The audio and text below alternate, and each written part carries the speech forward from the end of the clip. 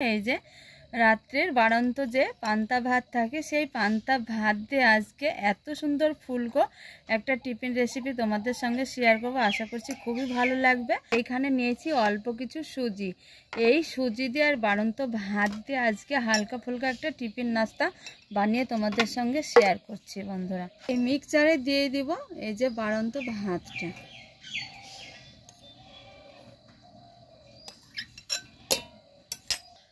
আর বন্ধুরা দেখো এখানে সুজি নিয়েছি অল্প কিছু, সুজিটাও পান্তা ভাতের সঙ্গে দিয়ে দিব মিক্সচার গ্রাইন্ডে। সামান্য পরিমাণ মতো জল। তো বন্ধুরা জল দিয়ে দিয়েছি, এবার পেস্ট করে নেব।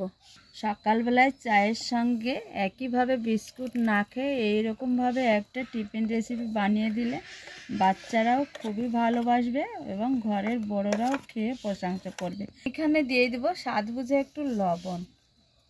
এবার আমি একটা চামচের সঙ্গে খুব ভালো করে চামচ দিয়ে মিশিয়ে নেব। এইভাবে গাঢ় গাঢ় করে এই পেস্টটা তৈরি করতে হয় যাতে পিঠাগুলো খুব ভালোভাবে উঠে যাবে।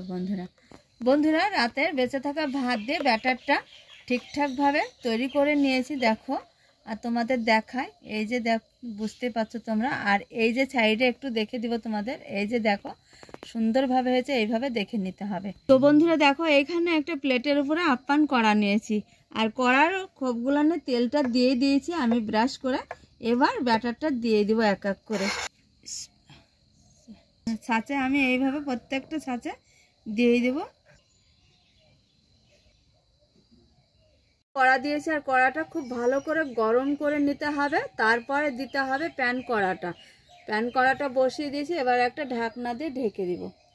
তো বন্ধুরা এবার ঢাকনাটা তুলে দেখে নিব যে কেমন হয়েছে আজকের পিঠাটা। তো দেখো বন্ধুরা কত সুন্দরভাবে ফুলে উঠেছে, দেখতে দারুণ লাগছে। আবারও একটু ঢাকা দিয়ে দিব। তো বন্ধুরা দেখো এক এক করে ছুরি দিয়ে এইভাবে তুলে নিব। এই যে দেখো কত সুন্দরভাবে উঠছে। এই যে দেখো সবগুলো একইভাবে উঠে যাবে।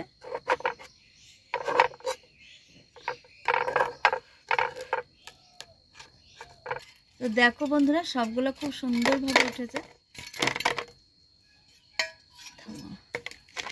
সঙ্গে দারুণ লাগে বন্ধুরা খেতে। দেখো কতটা হালকা ফুলকা টিফিন নাস্তা হয়েছে আজকে।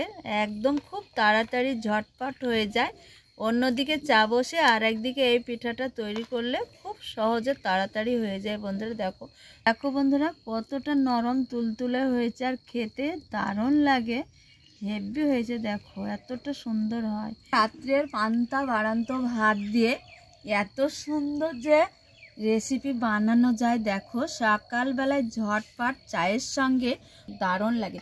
তোমাদের ভেঙেও দেখায় বন্ধুরা যে দেখো কতটা নরম। এই যে দেখো কতটা সুন্দর হয়েছে, গরম গরম ধোয়া ছাড়ছে বন্ধুরা। চায়ের সঙ্গে তো একদম জমেই যাবে। দেখো বন্ধুরা দারুণ হয়েছে রেসিপিটা। এই পিঠা রেসিপি যদি তোমাদের ভালো লাগলে লাইক কমেন্ট শেয়ার করবে, চ্যানেলটা সাবস্ক্রাইব করে পাশে থাকবে বন্ধু হয়ে। তাহলে আজকের রেসিপি এই পর্যন্ত, এইখানেই শেষ করছি। তোমরা যে যেখানেই থাকো খুব ভালো থাকো, সুস্থ থাকো। আমাদের টাটা।